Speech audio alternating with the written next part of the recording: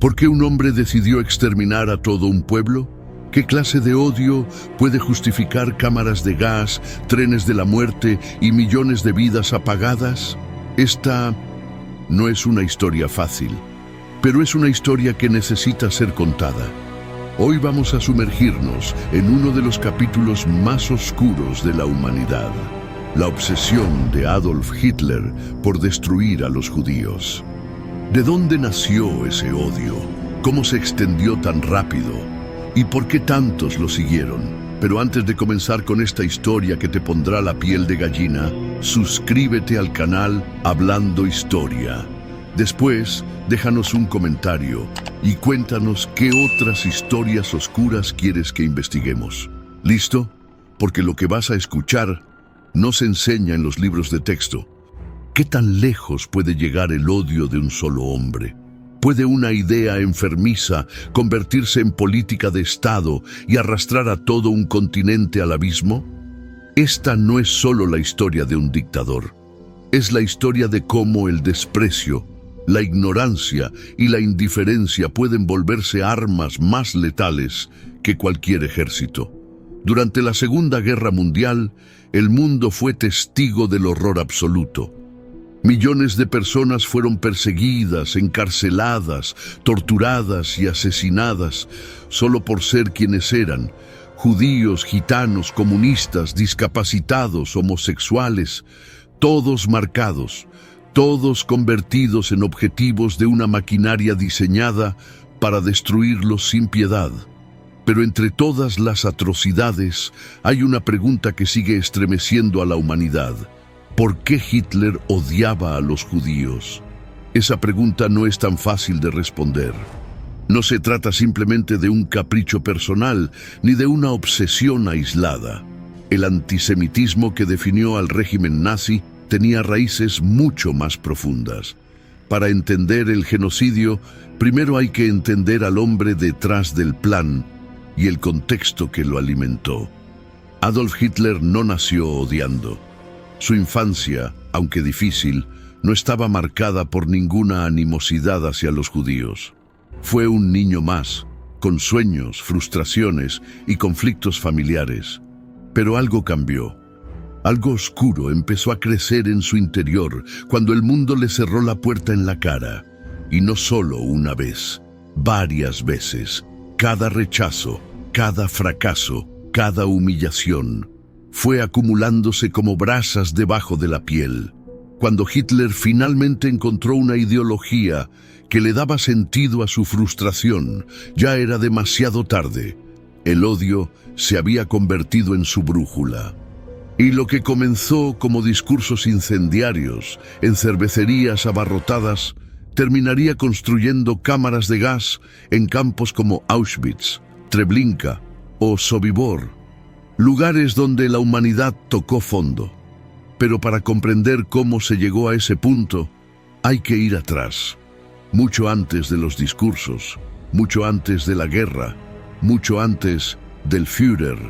Hay que regresar al origen, cuando todo era solo un resentimiento contenido en el corazón de un joven fracasado. Y así comienza nuestra historia. Porque antes del Holocausto hubo un sueño frustrado, una ciudad llena de prejuicios, una guerra perdida y un pueblo entero que pagaría el precio. Antes del odio hubo un sueño, y era un sueño sorprendentemente inofensivo: pintar, crear, ser artista. Adolf Hitler, en su juventud, no pensaba en campos de concentración ni en guerras mundiales. Pensaba en lienzos, en pinceles, en exposiciones. Su gran aspiración era entrar a la Academia de Bellas Artes de Viena, pero Viena tenía otros planes. A los 18 años, Hitler dejó su pequeña ciudad natal en Austria y se lanzó a la capital imperial con una maleta llena de esperanzas y dibujos. Pero la Academia no vio en él lo que él veía en sí mismo. Fue rechazado una vez y luego otra. Le dijeron que sus pinturas carecían de talento para el arte académico. No lo consideraron apto y con eso, sin saberlo, arrojaron al mundo a su primera chispa de resentimiento. Humillado, sin rumbo, Hitler empezó a vagar por Viena. Vivía en albergues para indigentes, vendía postales pintadas a mano para sobrevivir, dormía en bancos y bibliotecas. Fue una época oscura, solitaria y silenciosa, pero no estaba solo. Las ideas comenzaron a acompañarlo, ideas peligrosas. Las encontró en periódicos, en panfletos, en conversaciones de café. Nacionalismo, racismo, teorías conspirativas. Todo estaba ahí, flotando en el aire de una ciudad imperial que se tambaleaba bajo el peso de su diversidad. Viena en ese entonces era un crisol cultural. Judíos, eslavos, húngaros, alemanes, checos, todos compartían espacio, tensiones y prejuicios. La comunidad judía, en particular, era numerosa y activa, con presencia en las artes, la ciencia y la banca. Para los sectores más conservadores, eso era visto con recelo, con sospecha, con odio. Y ahí estaba Hitler, absorbiéndolo todo. No fue una transformación inmediata, pero poco a poco, su frustración personal comenzó a encontrar culpables. Culpables que tenían rostro, nombre y religión. Culpables que no tenían nada que ver con su fracaso como artista, pero que convenientemente se convirtieron en la explicación perfecta, porque odiar era más fácil que aceptar que no era suficiente. Una figura que marcó esta etapa fue Karl Lueger, el alcalde de Viena, carismático, hábil, popular y abiertamente antisemita. Lueger usaba el odio como estrategia electoral y funcionaba. Hitler tomó nota. Las palabras pueden mover masas, y las masas pueden construir imperios o destruir civilizaciones. Así, entre dibujos fallidos y discursos de odio, el joven soñador fue desapareciendo. En su lugar empezaba a surgir otra cosa, algo más duro, más oscuro, porque cuando el arte muere, muchas veces nace el fanatismo, y aún no habíamos llegado a la guerra. La Viena de principios del siglo XX no era cualquier ciudad. Era el corazón palpitante de un imperio, el centro cultural de Europa Central y también un hervidero de tensiones. Nacionalistas, imperialistas, liberales, antisemitas, socialistas, conservadores, todos compartían el mismo espacio, pero no la misma visión del mundo, y entre ellos un joven fracasado empezaba a escuchar con atención. Adolf Hitler se encontraba en las sombras de esta ciudad esplendorosa, sin dinero, sin prestigio, sin futuro, pero tenía tiempo. Y ese tiempo lo invirtió en observar, leer y alimentar una nueva identidad. No la de un artista, sino la de un hombre que empezaba a ver enemigos por todas partes. En los cafés vieneses, donde antes se hablaba de arte y literatura, ahora se discutían teorías sobre razas superiores y conspiraciones mundiales. Las editoriales locales estaban llenas de panfletos que acusaban a los judíos de dominar la banca, la prensa, el comercio. Las ideas racistas no solo eran toleradas, eran aplaudidas. Viena era un campo fértil para el veneno ideológico.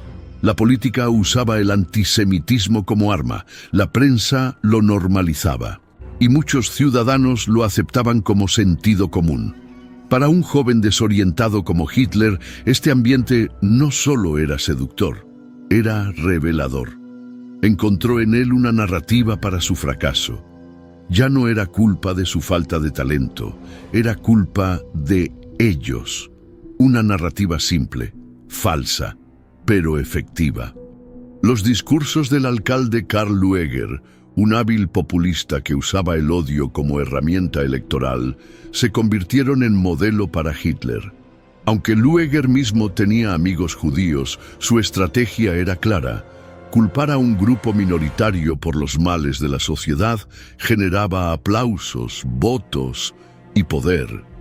Hitler también leyó a autores como Lanz von Liebenfels, quien hablaba de la pureza racial como si fuera ciencia. Revistas pseudocientíficas mezclaban darwinismo mal interpretado con teorías esotéricas. Se hablaba de una raza aria destinada a gobernar y de razas inferiores que la contaminaban. Así se fue gestando algo más que una ideología. Fue una visión del mundo, una en la que Hitler se veía como el futuro redentor de Alemania, el que traería orden y pureza. Y en ese esquema mental, los judíos eran el enemigo absoluto, no uno más, el principal, el eterno. Viena no lo convirtió en asesino, pero sí lo educó. Le dio palabras para su rabia. Le enseñó que el odio organizado puede ser una herramienta de masas, y le mostró que las ideas más peligrosas no nacen en campos de batalla. Nacen en bibliotecas, cafés y discursos que nadie se atreve a cuestionar. Lo que Hitler absorbió en esas calles no se quedó ahí. Lo llevó consigo, lo perfeccionó y luego lo desató sobre el mundo. El 28 de junio de 1914, una bala disparada en Sarajevo encendió la mecha que haría estallar Europa en llamas. La Primera Guerra Mundial estaba por comenzar y un joven Adolf Hitler, sin dinero, sin carrera, sin rumbo, vio en ese conflicto una oportunidad. Por fin podía servir a una causa más grande que él mismo. Por fin podía pertenecer.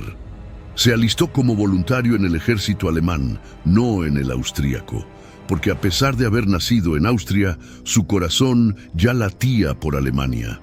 Fue asignado como mensajero en el frente occidental, una tarea extremadamente peligrosa. Y aunque no era un líder natural entre sus compañeros, cumplió con disciplina, fue herido, condecorado y marcado para siempre.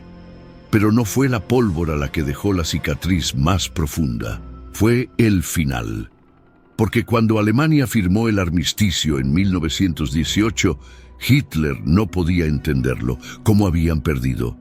En el frente, los soldados aún resistían, no parecía una derrota militar. Entonces debía haber sido otra cosa, una traición.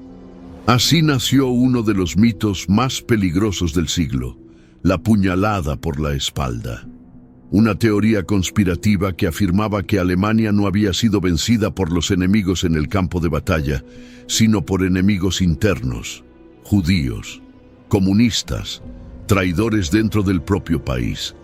Era una idea sin pruebas, pero que resonaba con fuerza en una nación humillada y desesperada. La derrota no solo fue militar, fue psicológica.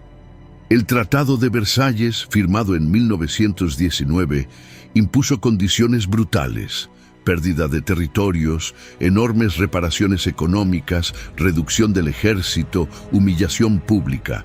Para Hitler esto fue intolerable. No podía aceptar que su país, el que amaba con fervor casi religioso, fuera tratado como paria. Y entonces, como ya había aprendido en Viena, buscó culpables y los encontró otra vez. Los judíos eran, según él, los responsables de la decadencia moral, la bancarrota económica, la desunión social. Una narrativa perfecta para un país buscando explicaciones fáciles. El joven frustrado que una vez quiso pintar paisajes, ahora empezaba a pintar enemigos, pero esta vez no en lienzo, sino en la mente de una nación entera. El trauma de la derrota no creó a Hitler, pero le dio su causa, y su causa necesitaba un enemigo claro. Uno que pudiera concentrar todo el odio, toda la rabia, toda la frustración de un pueblo devastado. Y para Hitler, ese enemigo tenía nombre, rostro y religión. Mientras Alemania intentaba levantarse de sus ruinas, una nueva amenaza germinaba en su interior. No era un ejército, era una idea, y esa idea ya tenía un rostro, una voz y un plan. Alemania, años 20. Un país devastado, en ruinas, sin orgullo, sin rumbo. La inflación convertía los billetes en papel inútil. Las familias quemaban marcos alemanes para calentarse. Las filas para pan eran más largas que las esperanzas de un futuro mejor. En ese caos, el mensaje de un hombre empezó a hacer eco. Su nombre era Adolf Hitler, y su discurso tenía todo lo que un pueblo desesperado quería oír: culpa externa, promesas de grandeza y un enemigo claro. En 1919 se unió a un pequeño grupo de ultranacionalistas llamado Partido de los Trabajadores Alemanes. Nadie lo conocía, nadie lo tomaba en serio, pero su capacidad para hablar era otra cosa. En cada mitin, su voz encendía las pasiones dormidas de los asistentes. Su rabia era contagiosa, su lenguaje corporal violento, su oratoria hipnótica. Rápidamente ascendió dentro del partido. Cambió su nombre. Lo transformó en el Partido Nacional Socialista Alemán de los Trabajadores, el Partido Nazi. Y con él, su visión del mundo se convirtió en programa político. Hitler no inventó el antisemitismo, pero lo refinó, lo institucionalizó y lo convirtió en estrategia de poder. En 1925 publicó Mein Kampf, Mi lucha, un manifiesto de odio disfrazado de ideología.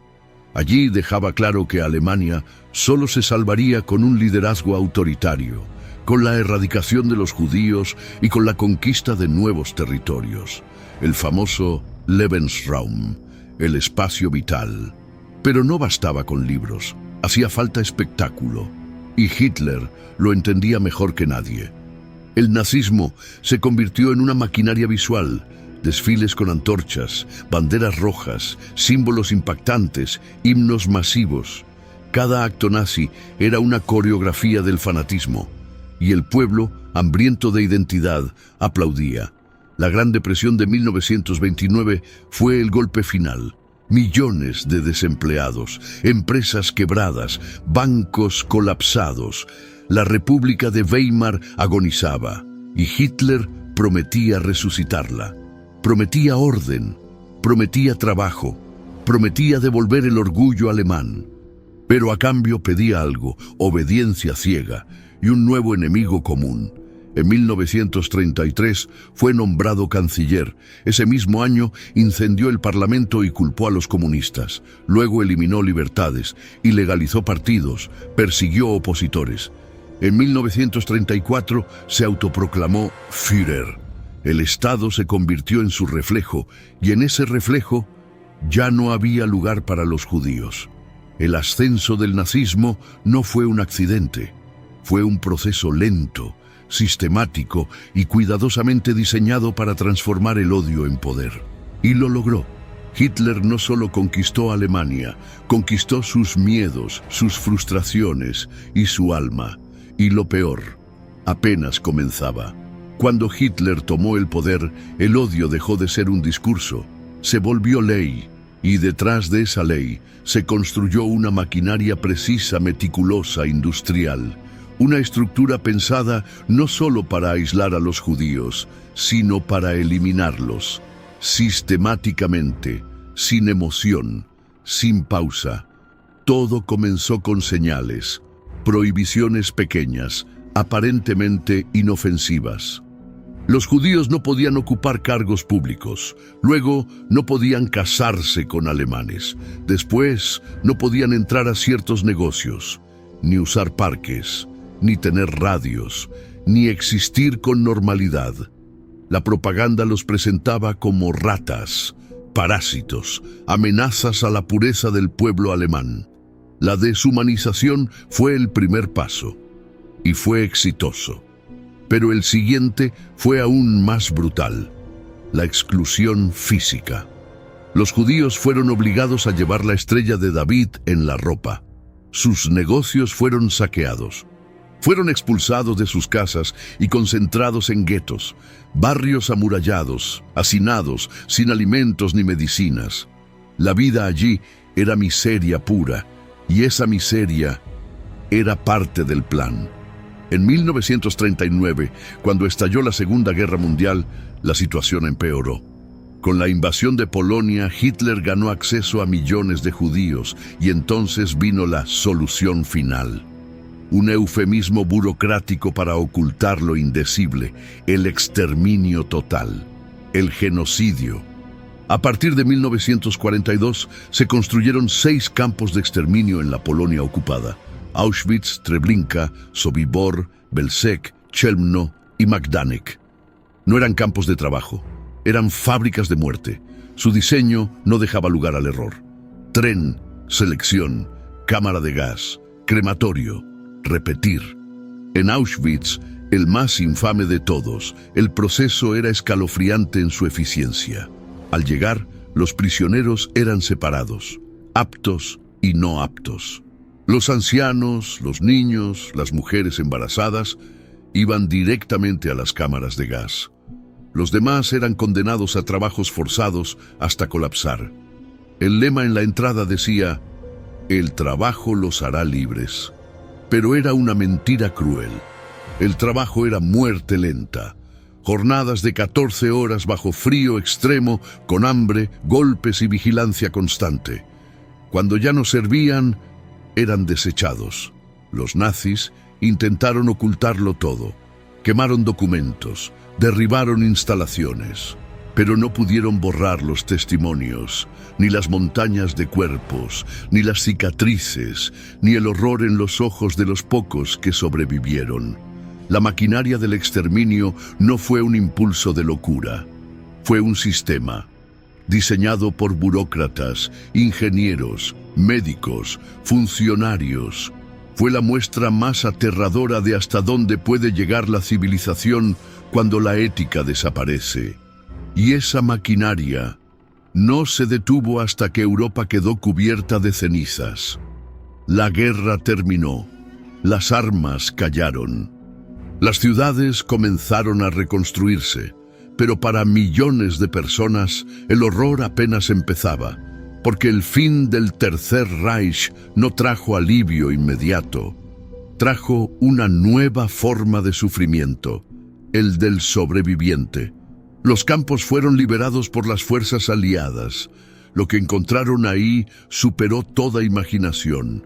Pilas de cadáveres, hornos aún calientes, prisioneros esqueléticos que apenas podían hablar, hombres, mujeres y niños reducidos a sombras de sí mismos. Pero incluso después de la liberación, no había un lugar a donde regresar. Muchas comunidades judías habían sido completamente aniquiladas. Las casas ya no existían, las familias tampoco. Cientos de miles de judíos terminaron en campos de refugiados. Ironía brutal del cautiverio nazi, a la espera en barracones improvisados, sin patria, sin certeza. Los países occidentales ofrecían pocas opciones, las fronteras seguían cerradas. La mayoría de los sobrevivientes buscó una sola palabra: hogar. Y para muchos, ese hogar se llamó Palestina. Pero no era tan sencillo. La región estaba bajo control británico y las restricciones a la inmigración judía eran estrictas. La tensión con la población árabe local era creciente. Aún así, redes clandestinas comenzaron a operar, trasladando judíos hacia la tierra prometida.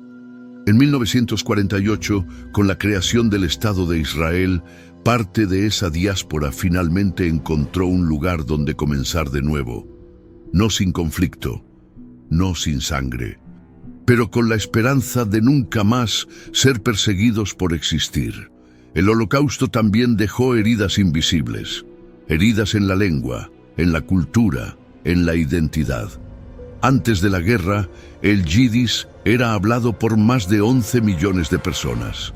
Era un idioma lleno de humor, sabiduría, historia. Después del Holocausto, su eco fue silenciado, junto con millones de voces.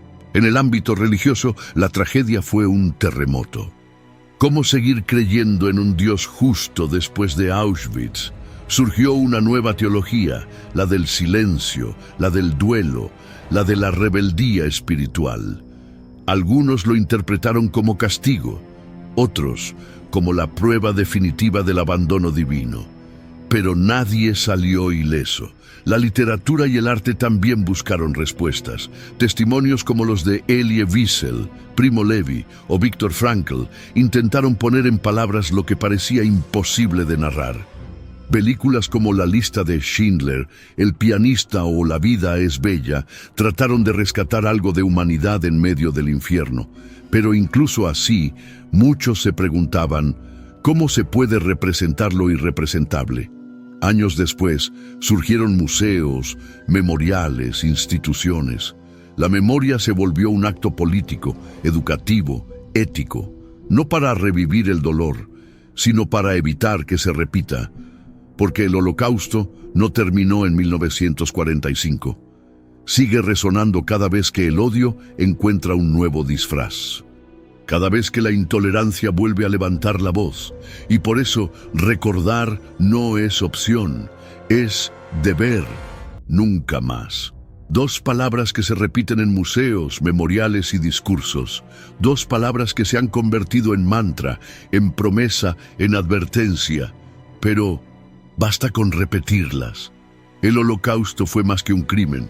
Fue un abismo moral, una fractura en la historia de la humanidad.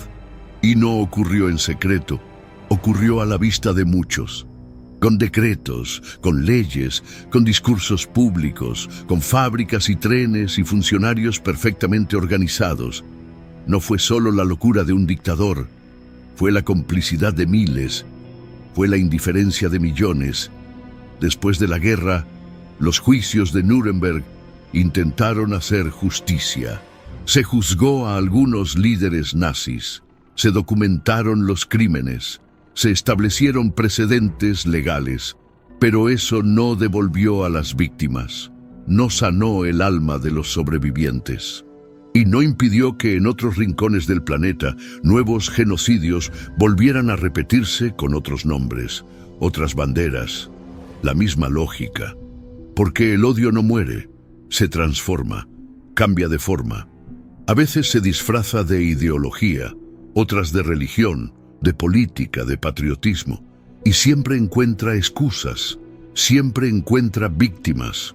Por eso, recordar no es solo contar lo que pasó, es entender cómo pasó y por qué. Es preguntarse cómo una sociedad culta, moderna, civilizada, pudo volverse ciega ante el horror. Es reconocer las señales, el desprecio al diferente, la desinformación, el fanatismo, la normalización del odio.